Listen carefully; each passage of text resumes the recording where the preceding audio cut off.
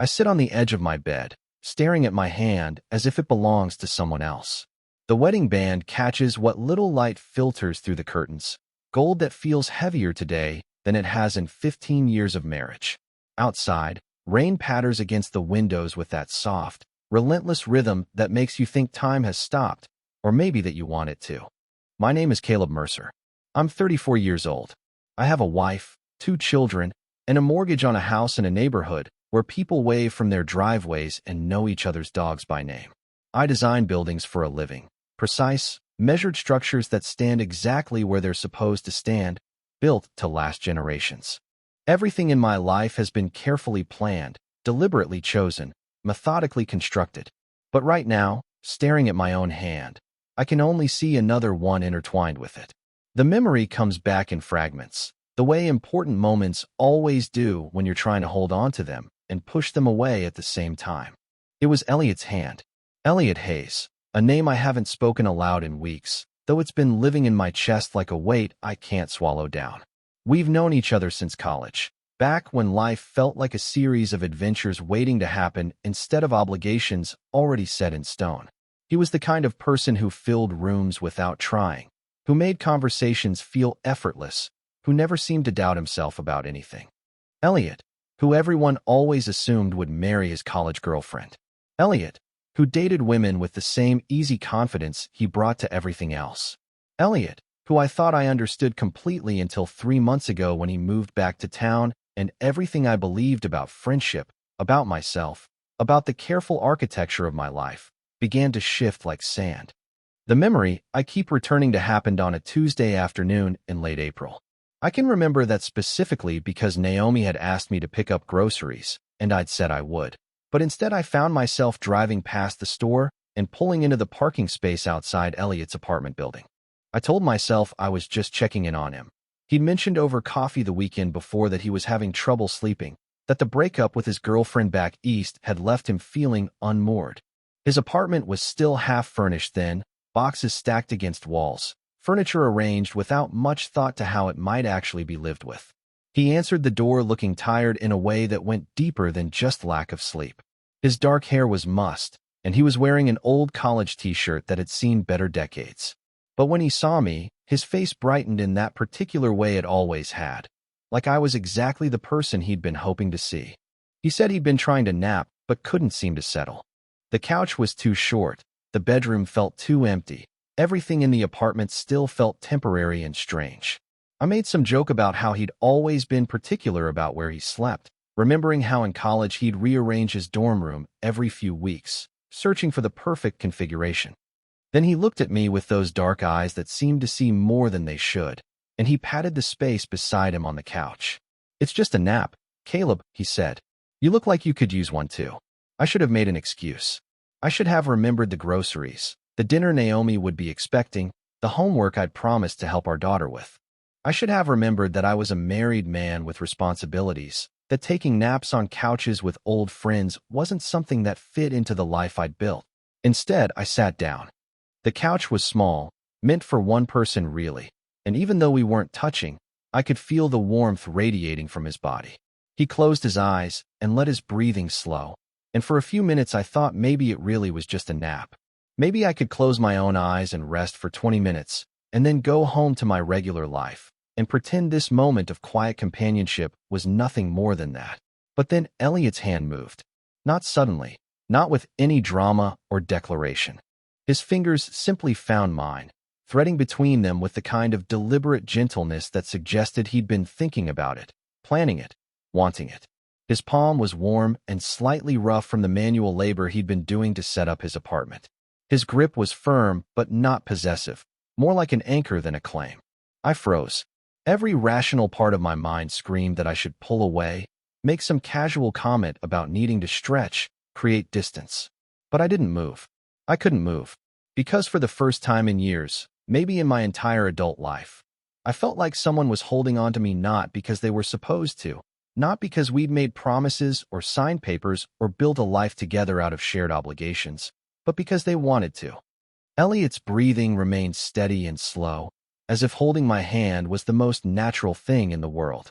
As if this was what friends did, what we had always done, what we were meant to do.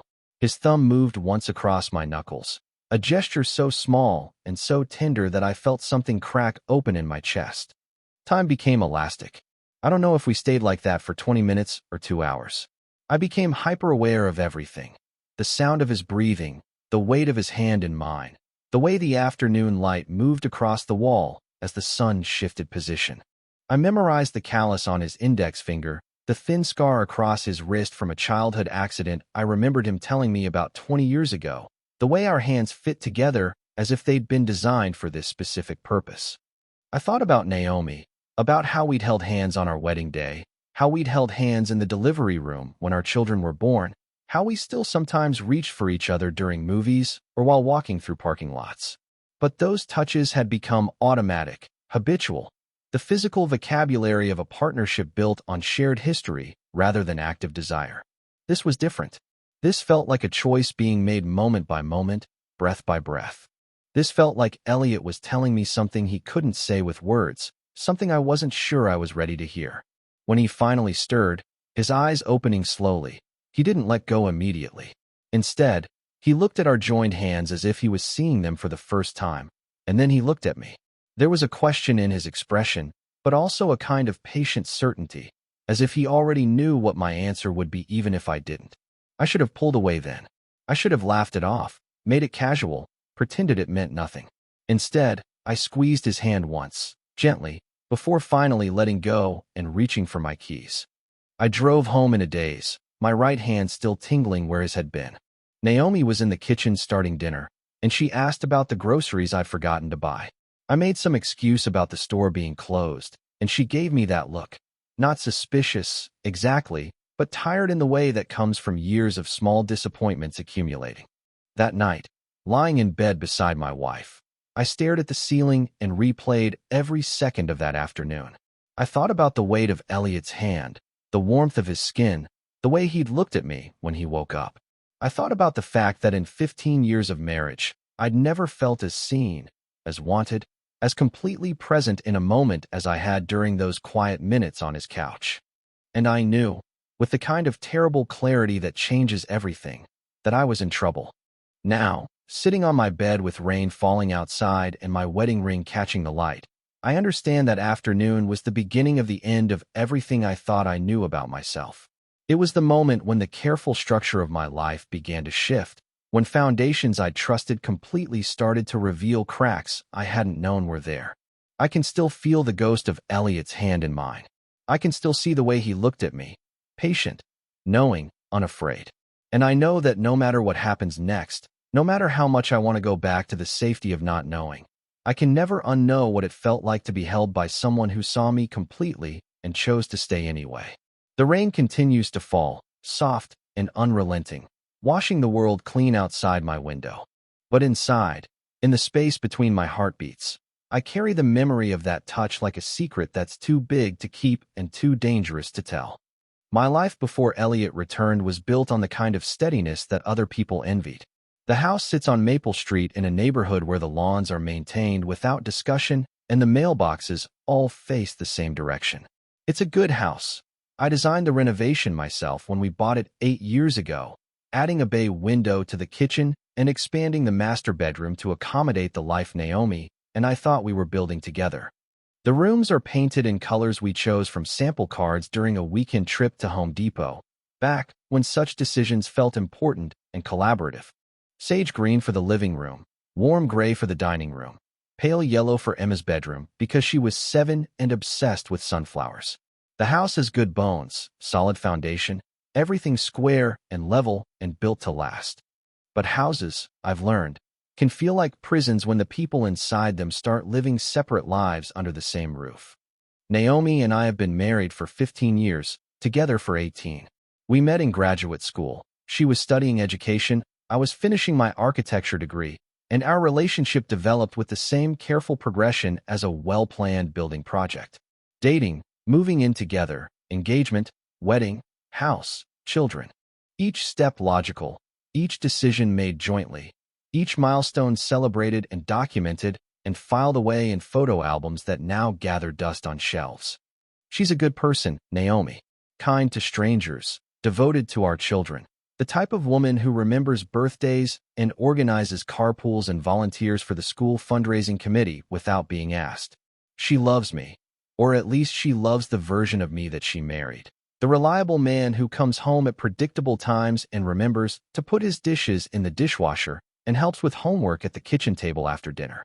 But somewhere along the way, we stopped talking and started coordinating. Our conversations became logistics. Who's picking up Emma from soccer practice? Whether we need milk from the store? What time the parent-teacher conference is scheduled? The easy intimacy we'd once shared has been replaced by the efficient partnership of two people managing a household together. At night, we lie in bed reading separate books, the space between us carefully maintained.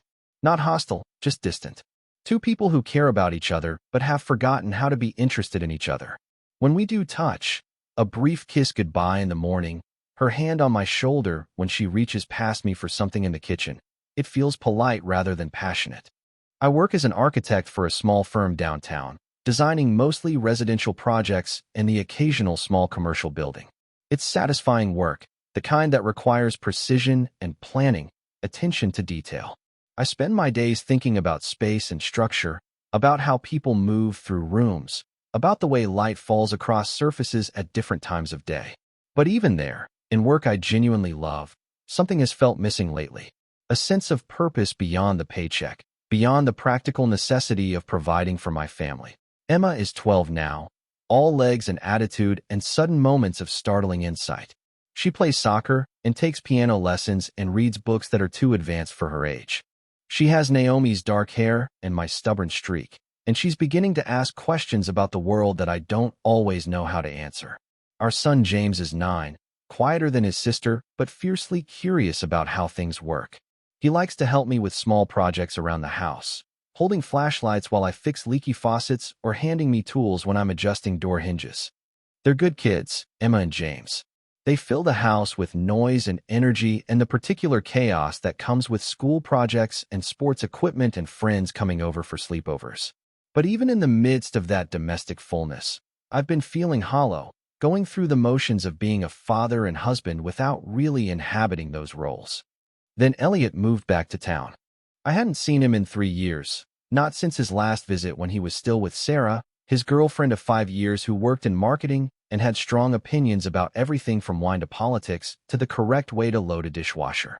They'd seemed solid together, the kind of couple that other couples use as a measuring stick for their own relationships. But relationships, I've learned, can look perfect from the outside while slowly dissolving from within. His apartment is in the Riverside Complex, a series of low brick buildings built in the 70s and renovated just enough to attract young professionals and people starting over. It's only 6 blocks from our house, close enough that I could walk there if I wanted to, which I find myself wanting to do more often than I should. The first time I visited, it was barely furnished, a couch that looked like it came from a thrift store, a mattress on the floor in the bedroom, boxes stacked against walls like temporary monuments to a life in transition. He'd always been particular about his living space in college, rearranging furniture constantly, hanging art with careful attention to balance and light. Seeing him in that sparse, impersonal apartment felt wrong, like watching someone talented pretend they didn't care about their craft. But Elliot himself seemed unchanged in all the ways that mattered. Still warm, still easy to talk to, still possessed of that particular quality that made conversations feel more interesting, more alive than they did with other people. We talked about work, about his breakup, about mutual friends from college whose lives had taken them to different cities and different versions of themselves. What struck me most was how comfortable it felt, being in his presence again. Like putting on clothes that fit perfectly after years of wearing things that were just slightly the wrong size. We fell back into the rhythm of our old friendship easily. The gentle teasing, the shared memories, the way we could sit in comfortable silence without feeling the need to fill every pause with words. But there was something different too, something I couldn't quite name. A weight to the silences, a way his eyes lingered when he looked at me, a sense that we were both aware of undercurrents in our conversation that we weren't quite ready to acknowledge.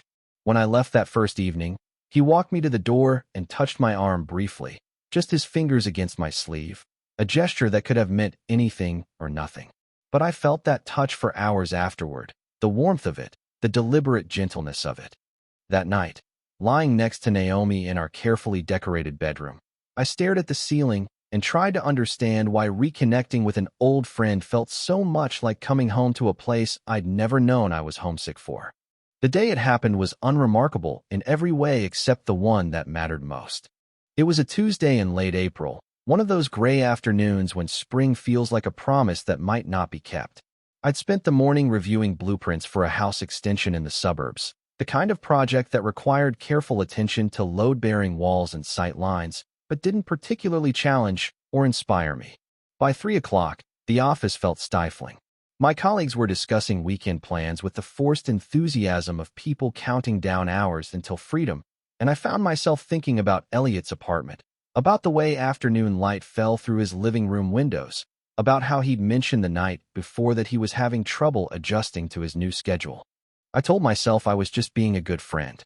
That stopping by unannounced was the kind of thing we'd done in college. The casual dropping in that signaled real friendship rather than the carefully scheduled social interactions that characterized most of my adult relationships. I told myself that Naomi wouldn't mind if I was a little late getting home, that dinner could wait, that sometimes being spontaneous was healthy. But even as I constructed these reasonable justifications, I knew something else was driving me toward Riverside Street. Something that had nothing to do with friendship and everything to do with the way my chest tightened when I thought about Elliot, the way conversations with him felt like conversations with myself. His building looked tired in the afternoon light, red brick weathered to the color of dried blood, windows reflecting the overcast sky like blank eyes. I climbed the stairs to the second floor, noting the scuff marks on the walls and the way the fluorescent light in the hallway flickered intermittently. It was the kind of place you lived in temporarily, while you figured out what came next. When I knocked, there was a long pause before I heard footsteps, then the sound of the deadbolt turning. Elliot opened the door wearing sweatpants and a t-shirt that had seen better years. His hair mussed like he'd been lying down. His face was soft with sleep or the attempt at sleep, and when he saw me, his expression shifted into something warmer, more alert. "You look exhausted," I said, and he laughed, running a hand through his dark hair. He told me he'd been trying to nap, but couldn't seem to settle. The couch was too short for his frame. The bedroom felt too empty, too quiet. Everything in the apartment still felt temporary and strange, like he was staying in a hotel rather than making a home. I made some comment about how he'd always been particular about his sleeping arrangements, remembering how in college he'd tried every possible configuration of his dorm room furniture, searching for the perfect setup that would help him rest. The apartment looked more lived in than it had during my previous visits, but still sparse. A few books scattered on the coffee table, a coffee mug left on the kitchen counter, clothes draped over the back of a chair. The accumulated debris of someone trying to build a life, but not quite sure what that life should look like. He gestured toward the couch, that same thrift store piece that dominated the small living room. It was covered in worn brown corduroy, the kind of fabric that held the shape of bodies that had rested against it. The afternoon light from the windows cast everything in soft grays and muted gold. "Just a nap, Caleb," he said, patting the cushion beside him. "You look like you could use one too." I should have made an excuse. Should have remembered that Naomi was expecting me home, that I'd promised to help Emma with her science project, that James had a baseball game later in the week that I needed to put on the calendar. Should have remembered that I was a married man with responsibilities, that taking naps with old friends wasn't something that fit into the careful architecture of my adult life. But there was something in his voice, something tired and hopeful and quietly desperate, that made it impossible to leave. And if I'm being honest with myself, there was something in me that wanted to stay, that had been wanting to stay since the moment I'd knocked on his door. So I sat down. The couch was indeed too small, meant for one person or two people who didn't mind being close. Even trying to maintain some distance, I could feel the warmth radiating from Elliot's body, could smell the faint scent of his soap mixed with something that was just him. He settled against the arm of the couch and closed his eyes, his breathing gradually slowing as he tried to find the rest that had been eluding him. For a few minutes, I thought maybe it really was just a nap. Maybe I could close my own eyes and rest for 20 minutes before heading home to my regular life, my regular obligations, my regular self. The apartment was quiet except for the soft sound of Elliot's breathing and the distant hum of traffic outside. I let my eyes drift closed and tried to focus on nothing. But then I felt it. the brush of fingers against mine, so light at first that I thought I might have imagined it. Then more deliberately, Elliot's hand finding mine, his fingers threading between my own with careful, intentional gentleness. My eyes snapped open, but he kept his closed, his breathing still steady and deep. His hand was warm and slightly rough, calloused from the manual work he'd been doing to set up his apartment. His grip was firm but not demanding, more like a question than a statement.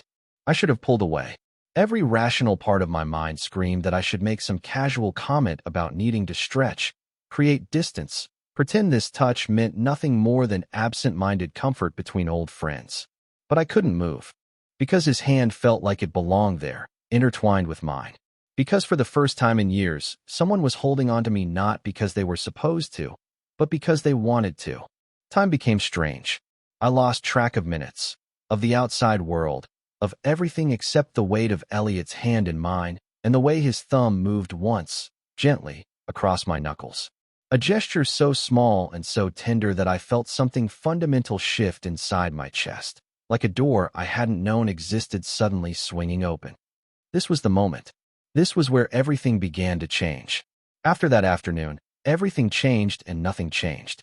I still woke up in the same bed, still made coffee in the same kitchen, still sat through the same meetings at work, and helped with the same homework at the dining room table. But underneath the familiar rhythms of my life, something had been rewired. I carried the memory of Elliot's hand like a secret that pulsed beneath my skin. I found myself driving past his apartment building on my way home from work, telling myself I was just taking a different route to avoid traffic. I started stopping at the coffee shop near his place, ordering drinks I didn't particularly want just for the possibility of running into him. When my phone buzzed with text messages, my heart would skip before I even looked to see who was writing. The first time I texted him after that Tuesday was 3 days later. Something casual about whether he'd settled in better, whether the couch was still giving him trouble.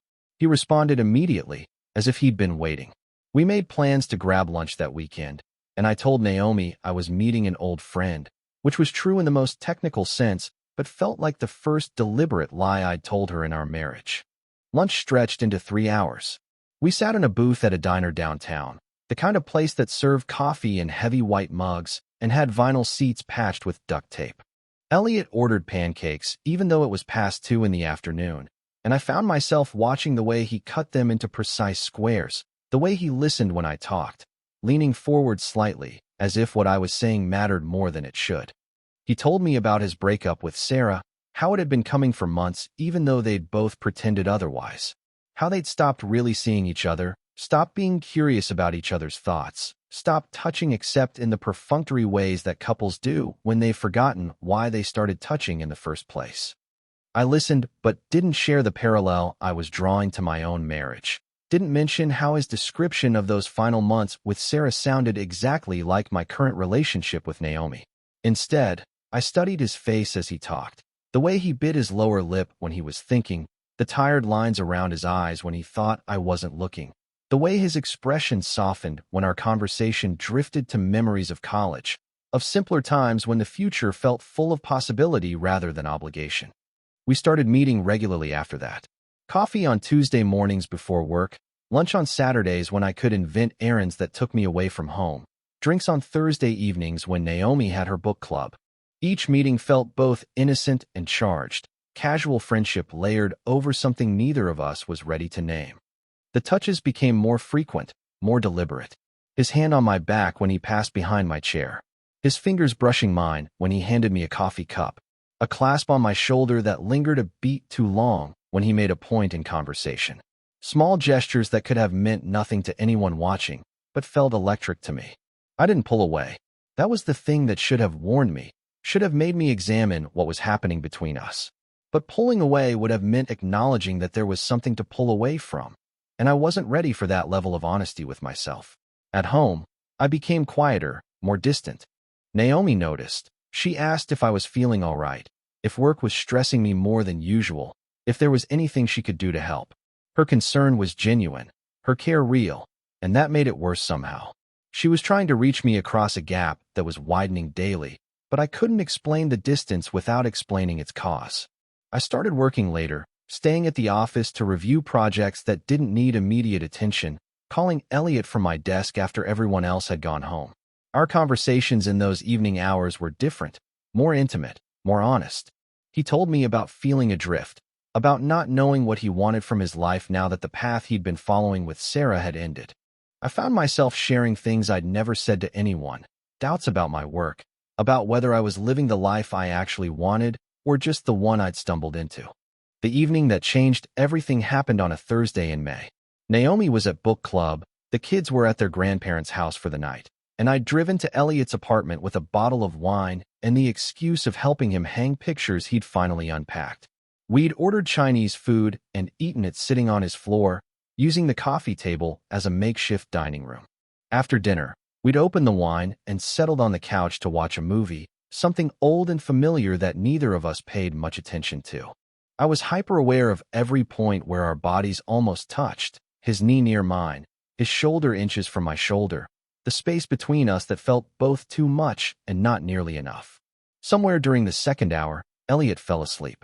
Not the deliberate, invited sleep of that first afternoon, but the exhausted surrender of someone who'd been running on anxiety and caffeine for too long. His head tilted back against the couch cushions, his breathing deep and even, his face peaceful in a way I'd rarely seen it. I should have woken him up, should have said goodbye, and driven home to my empty house. Instead, I sat there watching him sleep, studying the curve of his mouth, the way his eyelashes cast shadows on his cheeks, the gentle rise and fall of his chest. I felt something I could only describe as tenderness, a protective urge so strong it made my throat tight. When he stirred and opened his eyes, there was a moment of disorientation, then recognition. He looked at me sitting beside him, looked at the way I was looking at him, and something passed between us that felt like understanding. Not words, not explanations, just acknowledgement of what was happening whether we wanted it to or not. The silence stretched between us, heavy with possibility and danger. Then he smiled, soft and sleepy, and said he should probably get to bed. I agreed, gathering my keys and jacket, but when I reached the door, he caught my wrist gently. His fingers brushed the inside of my palm, a touch so brief and so deliberate it felt like a question and an answer all at once. I didn't pull away. I couldn't pull away, because in that moment, I finally admitted to myself what I'd been trying not to know for weeks. I was falling in love with Elliot Hayes, and it felt like drowning and breathing for the first time.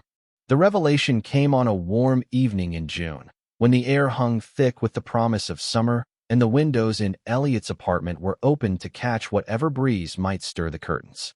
We'd spent the afternoon helping him move furniture around, again, because he still couldn't seem to find an arrangement that felt right. By evening, we were both tired and slightly punchy from the physical work and the heat. We'd ordered pizza and opened beers, sitting on his newly repositioned couch with boxes of our college photos spread between us. I'd brought them over weeks ago when he'd mentioned wanting to remember what we'd looked like when we were young and stupid, before life had taught us to be careful about everything. The photographs were a catalog of a different time. Elliot and me at 20, 21, 22, grinning at parties and posing in dorm rooms and squinting into sunlight during spring breaks. We'd spent pooling our money for cheap hotels and cheaper beer. Looking at them now, I could see things I'd been blind to then. The way Elliot's arm always seemed to find its way around my shoulders. The way I leaned into him in group photos as if gravity pulled me in his direction. The way we looked at each other when we thought no one was watching. We'd been talking about senior year, about the semester we'd lived in that terrible off-campus apartment with two other guys, about how we'd ended up staying up until 3 in the morning most nights, just talking while our roommates slept. Elliot had been laughing about something. I can't remember what now, but his laughter died away gradually, and when I looked up from the photograph I'd been studying, he was watching me with an expression I couldn't quite read. The silence stretched between us, not uncomfortable, but weighted with something that felt like a decision being made. Outside, a car door slammed, and someone called to a neighbor about watering their plants. Normal sounds of normal life happening while something shifted irrevocably in the space between us. "You know I always liked you, right?" he said finally, his voice quieter than it had been all evening. "Back then, I never said anything because..." He trailed off, shrugging with a half-smile that didn't quite reach his eyes. The words hung in the air like a confession and a question combined. changing the weight of every memory we'd been sorting through. I felt my throat go dry. Part of me wanted to laugh it off, to make some joke about college experimentation or the confusion that comes with being young and figuring yourself out. The safe response, the one that would let us both pretend this conversation wasn't happening. Instead, I heard myself ask what he meant by liked. He looked down at the photographs scattered between us, picked up one of the two of us at some long-forgotten party, both of us young and drunk and completely unself-conscious. In the photo, his arm was around my waist, and I was leaning against him like it was the most natural thing in the world. "I meant I was half in love with you," he said, still looking at the photograph. "Maybe more than half. I never said anything because you were dating Jessica, and then after graduation you moved away, and then you met Naomi, and I figured I'd missed whatever chance I might have had." The words hit me like a physical thing, like the moment when you miss a step going downstairs and your stomach drops before your brain catches up. Because suddenly all those memories were recontextualizing themselves. All those moments I treasured as evidence of our close friendship revealing themselves as something else entirely. I tried to process what he was telling me. That all those years ago, when I'd been stumbling through relationships with women and trying to figure out what I wanted from life, Elliot had been watching me with something deeper than friendship.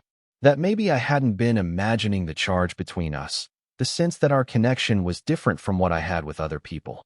"But you dated Sarah for 5 years, I said, because I needed something to anchor myself to, some evidence that what he was saying couldn't be entirely true. He nodded, finally looking up from the photograph to meet my eyes. Sarah was wonderful. I cared about her, maybe even loved her in my way. But I was never all the way there, you know? Part of me was always somewhere else, with someone else. The someone else hung between us, unspoken but clear. I should have felt shocked, should have needed time to absorb what he was telling me. Instead, what I felt was a strange sense of recognition, like he was explaining something I'd always known but never let myself understand. All those years of friendship, all those moments when being around Elliot felt like coming home to myself, all suddenly made sense in a way that was both revelatory and obvious. When I didn't respond immediately, he set the photograph aside and leaned back against the couch cushions. "I'm not telling you this to complicate your life, Caleb. I know you're married. I know you have kids. I know you've built something good with Naomi. I needed you to know. After all these years of wondering what might have been different if I'd been braver back then." But even as he said it, even as he gave me the out, I could see in his eyes that he was hoping I wouldn't take it. That this confession wasn't just about the past, but about the present, about the afternoons we'd been spending together, about the way our hands had been finding excuses to touch, about the looks that lingered too long and the silences that felt heavy with possibility. I thought about those college years, about how right it had felt to spend hours talking with him, how comfortable I'd been in his presence in ways I'd never quite been with anyone else. I thought about the relationships I'd had with women, how they'd all felt like I was performing a version of myself rather than simply being myself. I thought about Naomi, about how even in the early days of our relationship, when I'd been genuinely happy, there had always been something held back, some part of me that remained carefully protected. And I thought about the last few months, about how alive I'd felt in Elliot's presence, how every conversation with him felt like discovering something new about myself. When I finally spoke, my voice came out rougher than I intended. "I think I was half in love with you too. I just didn't know what that meant." He smiled then, the first real smile I'd seen from him all evening. It wasn't triumphant or relieved, just soft and knowing, like he'd been waiting for me to catch up to something he'd understood for a long time. The photographs lay forgotten between us as we looked at each other across the space of 20 years and all the careful choices that had brought us to this moment. Outside, the evening sounds continued. Cars passing, neighbors talking, the ordinary soundtrack of ordinary lives. But inside that apartment, in the space between us, everything had changed. I knew there would be consequences to this conversation, to this admission, to the way we were looking at each other. But for the first time in years, maybe in my entire adult life, I felt like I was exactly where I was supposed to be. After that evening with the photographs, I began living two completely separate lives. There was the life where I woke up next to Naomi, made breakfast for Emma and James, drove to work and sat through meetings about blueprints and building codes and project timelines. And there was the life where I counted hours until I could see Elliot again, where every text message from him made my heart race, where I felt more myself than I had in 15 years of marriage. The two worlds couldn't coexist indefinitely. I knew that with the same certainty I knew about load-bearing walls and foundation requirements. Some structures simply cannot support the weight they're asked to carry. At home, the distance between Naomi and me became impossible to ignore. We'd always been good at the logistics of marriage, the careful coordination required to keep a household running smoothly. But now even that felt strained. I would catch her watching me across the dinner table, her expression puzzled and hurt in ways she couldn't articulate. She started asking questions. Not accusations, exactly, but gentle probes about my late nights at the office, my distracted responses to her stories about her day, the way I'd started checking my phone constantly.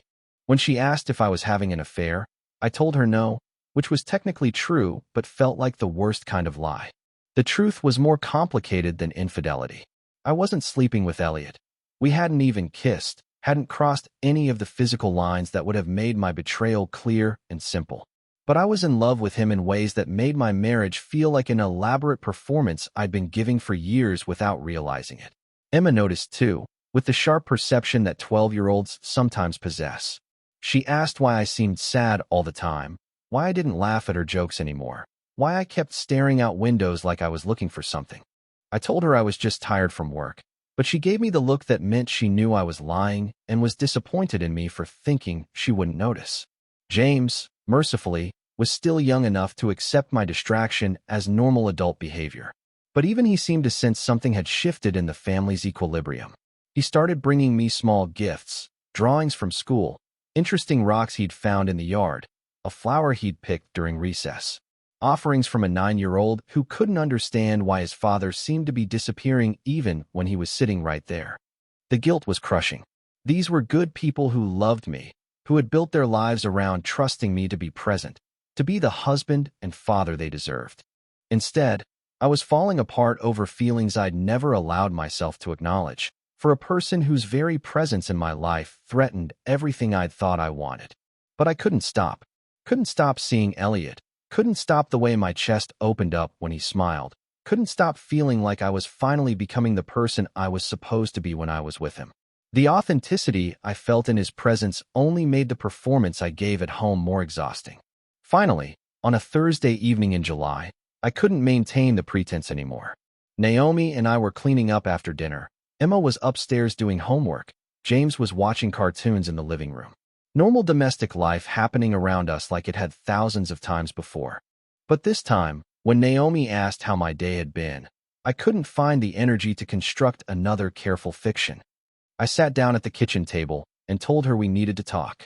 She must have known, on some level, what was coming. There was no surprise in her expression when I said I wasn't the man she'd thought she married, wasn't the man I'd thought I was when we'd made our promises to each other 15 years ago. She listened without interrupting as I tried to explain that I'd discovered something about myself that changed everything, that I couldn't keep pretending to be someone I wasn't. I didn't say Elliot's name. I didn't need to. Naomi had always been perceptive about people, and she'd noticed the change in me coincided with my renewed friendship with him. When I finished talking, she sat quietly for a long time, her hands folded on the table between us. Her silence was devastating but calm. Not angry, exactly, but profoundly sad in a way that made me understand how much damage my discovery of myself was causing to someone who had never deserved it. Finally, she said she'd known something was missing between us for years, but she'd assumed it was just the natural evolution of long marriages, the way passion settles into partnership. She'd never imagined it was because I was incapable of loving her the way she needed to be loved, the way she deserved to be loved. That night, I slept in the guest room for the first time in our marriage. Not because she asked me to, but because sharing a bed felt like another deception I couldn't maintain. The next evening, I drove to Elliot's apartment. He seemed to be expecting me, though we hadn't made plans. When I knocked, he opened the door immediately, as if he'd been waiting by the window. I told him I'd talked to Naomi, that I'd finally admitted I couldn't keep living the life I'd built if it meant never being honest about who I actually was. I didn't know what came next, I said. Didn't know how to disentangle 15 years of shared history, how to explain to my children why their father was upending their world, how to rebuild from the foundation up at 34 years old. Elliot listened without trying to fix anything, without offering false comfort or easy answers. When I finished talking, he didn't respond with words. Instead, he reached out and took my hand, holding it the same way he had that first afternoon on his couch, firmly, deliberately, like an anchor in a storm I'd been weathering alone. His touch felt like a promise, not of easy answers or simple futures, but of patience, of someone willing to wait while I figured out how to become the person I was meant to be. For the first time in months, I felt like I could breathe. The leaving happened slowly, then all at once. For 2 weeks after our conversation, Naomi and I moved around each other like careful strangers sharing a house. We spoke in the practical language of logistics. Who would pick up Emma from soccer practice? What needed to be added to the grocery list when the next parent-teacher conference was scheduled? The children noticed the new formality between us, but didn't know how to ask about it. So they filled the silence with their own chatter and the endless noise of being young. I slept in the guest room, and every morning I woke up feeling like I was living in a museum of my former life. The house that had once felt like home now felt like a carefully preserved exhibition of choices I'd made when I was someone else. The family photographs on the walls showed a man who looked like me, but whose smile I could no longer recognize as authentic. Naomi was remarkable in those weeks. Not bitter or angry, though she had every right to be, but quietly devastated in a way that made my chest ache every time I looked at her. She'd loved me for 18 years, had built her adult life around the assumption that I was capable of loving her back the same way. Learning that I wasn't, that I couldn't, no matter how much I wanted to, was reshaping everything she thought she knew about herself, about us, about the future she'd imagined. We had practical conversations about lawyers and custody arrangements and how to tell the children, but underneath all the logistics was a deeper grief. Not just for the end of our marriage, but for the years we'd spent trying to build something that was never quite right, both of us sensing something was missing but never understanding what. One evening, as I was packing a small bag with clothes and books and the few personal items that felt essential, Naomi appeared in the bedroom doorway. She watched me fold shirts into the suitcase I'd used for business trips and family vacations, the same case that had traveled with us to the beach house we'd rented last summer, when we'd still been pretending our marriage was simply going through a rough patch. "I'm sorry," I said, though the words felt inadequate for the magnitude of what I was apologizing for. Sorry for wasting her 30s, sorry for the children who would grow up in 2 houses instead of 1, sorry for not understanding myself well enough to avoid causing all this pain. She was quiet for a long moment, then said she was sorry too. Sorry that I'd felt like I had to hide who I was. Sorry that our love had been the kind that required pretending. Sorry that it had taken us 15 years to admit what we'd both been avoiding. When I finished packing, I sat on the edge of our bed, the bed that would now be just hers, and removed my wedding ring. The band left a pale indent on my finger, a ghost of the commitment I was no longer able to honor. I set it on the nightstand beside the lamp we'd bought together at a furniture store in the early days of our marriage, when we'd been so sure about the life we were building. Naomi picked up the ring and held it in her palm, studying it like it might contain answers to questions she wasn't ready to ask.